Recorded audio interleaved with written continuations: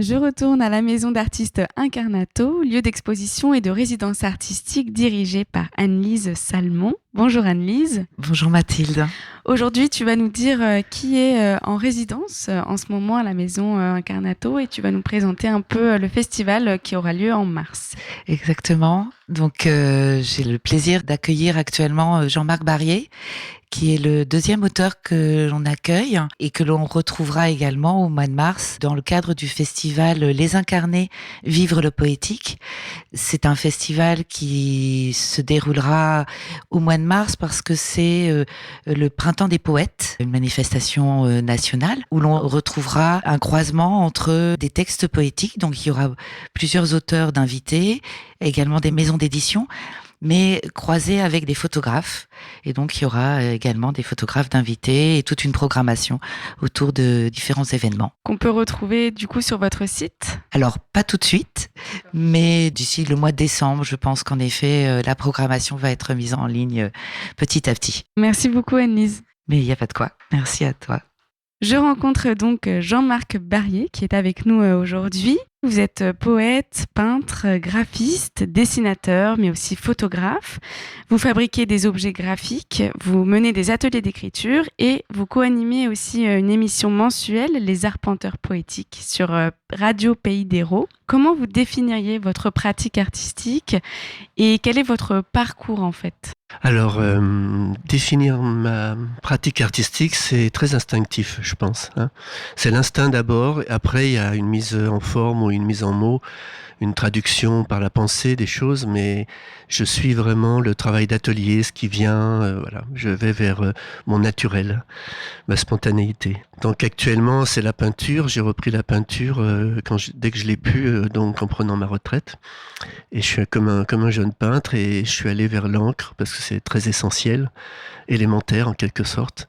Et j'avais très envie du corps vivant dans l'acte de peindre en fait. Après des années de graphisme et de photographie, j'avais besoin de retrouver mon corps vivant. Le premier médium artistique, c'était la peinture alors ? C'était la peinture à l'huile sur toile quand j'étais jeune, oui. Et quand j'ai pris ma retraite, je pensais refaire de la peinture à l'huile, j'en ai fait quelques-unes, mais j'ai senti que c'était pas ça. Je pensais reprendre au point là où je l'avais laissé, mais non, c'était autre chose qu'il me fallait. La photo, le dessin, la peinture, l'écriture, qu'est-ce que ça permet pour vous, cette pluralité d'expression ? Ça permet d'être dans le mouvement de la vie, parce que je pense que c'est la vie qui active l'envie de peindre ou d'écrire. Je suis pas de ceux qui écrivent tous les jours à heure fixe. Je pense que c'est parfois la vie qui m'amène à avoir très envie d'écrire, soit pour déposer, soit pour transformer quelque chose. Et donc là, il y a des jours où c'est la peinture, c'est évident, et d'autres jours, c'est l'écriture. Écrire, on peut le faire partout. Il n'y a pas de matériel à transporter. Et c'est très libre. Et c'est sans doute l'activité où je me sens le plus libre. Dans la peinture aussi, je me sens libre. C'est plus exploratoire.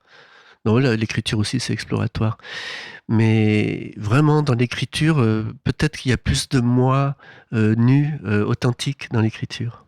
Vous vous rapprochez peut-être plus de votre intérieur. Ça permet d'exprimer des choses que vous exprimeriez différemment avec l'encre, avec la peinture. Disons que la peinture, ça reste un spectacle extérieur, tandis que l'écriture, c'est vraiment nourri d'une traversée de l'intérieur, j'allais dire. C'est très aventureux, c'est un peu joueur, donc j'adore quand je me mets à écrire, ne pas savoir ce qui va venir. Et Marguerite Duras a dit « J'écris pour savoir ce que j'écrirais si j'écrivais ». Et c'est un peu ça. C'est aller vers l'inconnu de soi, un peu. L'exposition que vous présentez ici à la Galerie Incarnato comporte des œuvres de plusieurs séries, les Virgas, les Pluies intérieures, l'Esprit de l'île et aussi des textes poétiques qui s'incarnent dans des œuvres-objets, les poèmes-lames. Les lames poèmes. Les lames poèmes. Les lames poèmes. Poème-lame, c'est pas mal aussi. Est-ce que vous pourriez nous dire qu'est-ce qu'un lame poème ? En fait, c'est un poème qui est imprimé sur une lame qui est tenue dans un stabile, lui-même renforcé par un galet de la rivière près de chez moi. Et sur cette lame, je fais une encre originale. En fait, c'est né d'une demande de mes amis qui disaient quand tu exposes des encres, on a tellement envie de voir tes textes aussi, parce que ça circule bien entre les textes et les encres. Donc j'ai cherché une sorte d'objet où le texte pouvait se mettre à vivre au milieu de l'exposition. Et ce sont des sortes de solifleurs poétiques, j'allais dire, des sortes de petits stabiles où les lames s'insèrent et on peut changer de lame quand on change d'humeur. Voilà. Par rapport au terme virga, du coup, qui est un des pôles de l'exposition, c'est un terme donc météorologique qui désigne des traînées de précipitations qui s'étendent sous un nuage mais qui n'atteint jamais le sol. Quel parallèle faites-vous entre ce phénomène et le geste artistique ? Alors j'ai découvert les virgas dans le sud en voyant le ciel, simplement ces rideaux de pluie qui tombent mais qui s'évanouissent au-dessus de la terre. Qu'on ne ressent pas donc physiquement. Oui, c'est ça, on voit la pluie tomber mais elle n'arrive pas en fait. Et j'ai découvert le mot après. Alors c'est vraiment la découverte du mot, qui veut dire vierge en fait, qui m'a déclenché l'écriture. Et pour répondre à votre question, je voyais une image des émotions immenses qu'on a dans la poitrine, mais qu'on n'est pas sûr de pouvoir mettre jusqu'au papier, c'est-à-dire pouvoir partager. Donc c'était une image de l'ineffable un peu. Un autre volant des choses, c'est qu'à l'époque, j'avais une situation de frustration personnelle. J'ai vu une image de la soif, de la frustration, du désir et de la frustration et de la sublimation. Et du coup, bon, c'était un angle, un biais pour parler un peu de mon expérience de vie et pour l'élever, pour la transformer. Alors, ce qui m'a intéressé, c'est d'écrire un texte assez joueur avec beaucoup de surprises de mots. C'est pas une longue plainte en fait, mais c'est une méditation et qui essaye de s'approcher de l'ineffable ou de l'impartageable aussi en même temps. Voilà. Vous êtes ici en résidence en tant qu'auteur, mais l'exposition offre une variété d'œuvres qui ne se limitent pas seulement à l'écriture, puisque l'espace il est occupé par des encres que vous avez réalisées. Certaines sont bleues, d'autres noires. Donc les bleus, c'est les plus récentes que vous avez réalisées sur une île, il me semble. C'est ça, oui. J'ai fait une résidence d'artiste sur l'île Vrac, qui est au large de la Berre Vrac, dans le Finistère. Donc c'est une île où il y a juste un phare, et j'habitais le phare pendant 2 semaines, donc j'étais seul sur l'île. Donc c'était une très belle expérience. Et là, j'avais envie de faire des encres bleues, mais c'est venu d'avant la résidence dans l'île. C'était un voyage en Grèce, il y a 1 an et demi, où j'ai marché à pied dans les îles grecques. Et où là, c'est cet univers bleu qui est à la fois très monochrome, mais en même temps où il se passe 1000 événements visuels par le vent, les courants, etc., qui m'habitaient, et je cherchais la traduction de cette émotion devant cette immensité bleue, en fait. Justement, il y a du coup ces encres bleues qui sont plutôt pleines, qui remplissent un peu le papier, alors que j'ai l'impression que les encres noires, elles sont presque jetées. Il y en a qui sont dispersées, il y en a qui sont peut-être des formes plus arrondies, des formes peut-être plus travaillées. Est-ce que, avant de noircir justement le papier, vous avez déjà une idée de la forme des encres qu'elles vont prendre ? Alors ça, c'est intéressant que vous me posiez cette question parce que j'ai 2 sortes d'encre en fait. Il y en a où il y a une intention, c'est-à-dire par exemple les pluies intérieures, c'est une série qui parle des émotions qui nous traversent. Là par exemple, j'avais une intention de verticalité comme une pluie d'encre en quelque sorte. Et il y en a d'autres où je fais le vide avant et où je ne veux pas savoir et je ne veux pas vouloir en fait. Et c'est plus difficile de faire le vide et donc je me jette sur le papier comme une danse en fait, sans savoir ce que je vais faire. Donc là, c'est vraiment une recherche de l'instinct premier. Et donc, il y en a effectivement des noirs qui sont comme ça. À l'aide de quel instrument, justement, vous jetez ces encres ou vous les posez ? J'ai un gros pinceau chinois, enfin j'en ai plusieurs, mais vraiment gros, quoi. Ils font à peu près 8 cm de diamètre. Sur ces encres, il y a aussi un autre élément qui apparaît, c'est le fil de coton. C'est la broderie qui donne du relief, justement, à ces encres. Quelle différence faites-vous entre justement cette temporalité de l'encre et de la broderie ? Comment vous les mettez en relation, ces 2 éléments ? Alors moi, j'ai toujours bien aimé dans la vie réunir plutôt qu'opposer. Mais ce qui est venu dans le travail d'atelier, c'est-à-dire broder les encres, ça m'a saisi parce que j'ai trouvé que sur la feuille, il y avait à la fois le temps immédiat et sauvage de l'encre, de ce qui échappe un peu de nous, et le temps méditatif très lent et très calme. Et je trouvais que la méditation se musclait de l'élan du geste et que l'élan du geste se prolongeait d'une temporalité lente de la broderie. Donc ça m'a beaucoup plu. Et sur le papier, ces 2 temporalités font vivre le papier comme une peau, un peu. Parce que je brode un peu ton sur ton, c'est-à-dire j'aime bien broder blanc sur blanc, par exemple, et le relief apparaît un peu comme un gaufrage ou comme une scarification un peu du papier, noir sur noir aussi, ou parfois du rouge sur noir. Donc j'aime assez que l'image devienne objet, soit assumée comme objet de peau et objet d'espace, parce que ce que je cherche beaucoup dans mes encres, vous l'avez peut-être vu, c'est une sensation d'espace et de dilatation et de tension dynamique dans l'espace. Quand vous dessinez ou quand vous peignez ou quand vous réalisez ces encres ou même quand vous brodez, vous parlez de la méditation, d'un espace de rêverie peut-être. Est-ce que pour vous, ça pourrait être comparé à la marche, par exemple? Est-ce que ce serait un moyen pour vous de vous évader, de prendre peut-être aussi de la distance avec les mots à ce moment-là? Oui, peut-être que c'est quand les mots disparaissent que le dessin arrive.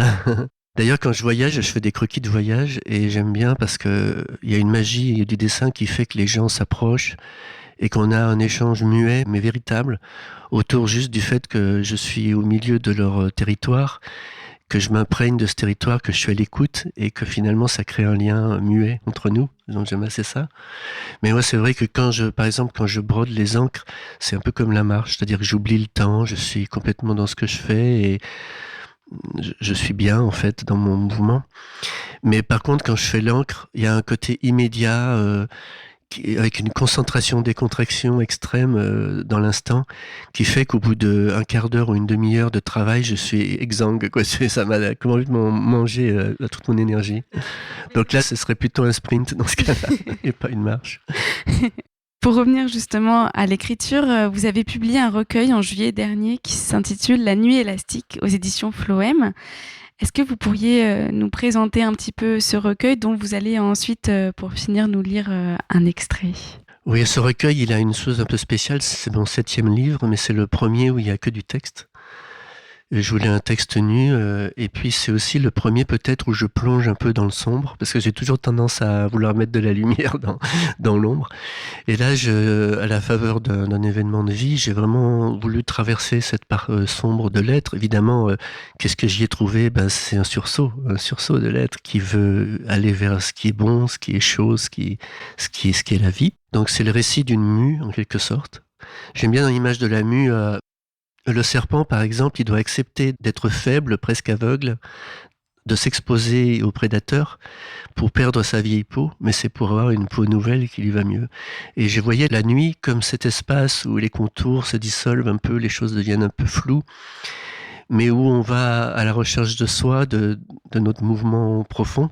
Et quand on se réveille, quand l'éveil vient et que tout reprend sa place, en fait, il y a quelque chose qui a changé, parce qu'on a dû aller contacter notre instinct de vie. Voilà, ça parle un peu de ça.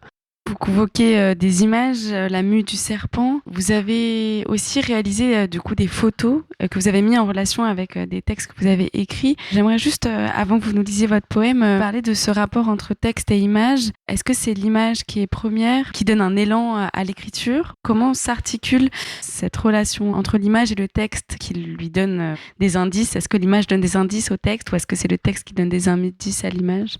Alors j'ai vécu les deux situations.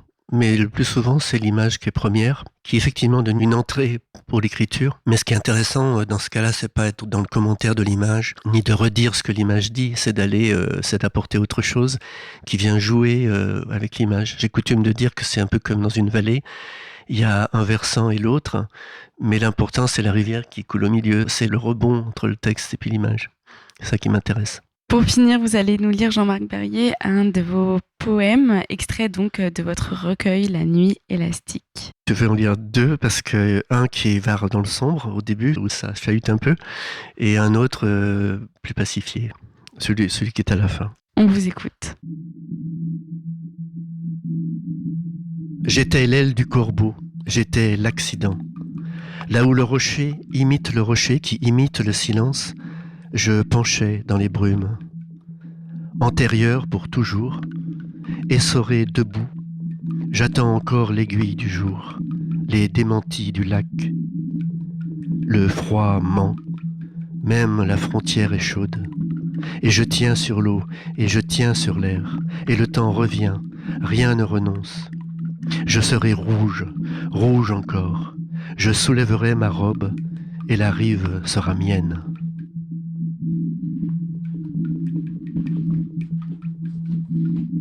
Et le dernier poème du livre. Un mât sépare le ciel en deux. En moi le bleu se divise. Son bruit d'eau calme sans les pierres, ligne à ligne avec la main. Le temps faceille. Une page que le vent frôle, le grincement d'une poulie, un fanal, et le bleu labile de l'eau où tout s'amenuise. Mes poumons sont dans l'arbre, paix de l'air et du sang. voir, par ses yeux voir même l'ombre oubliée, et ce monde soudain blanchi derrière la vitre sale. Je tourne l'air en ma faveur.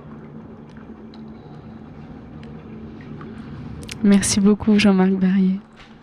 Merci à vous.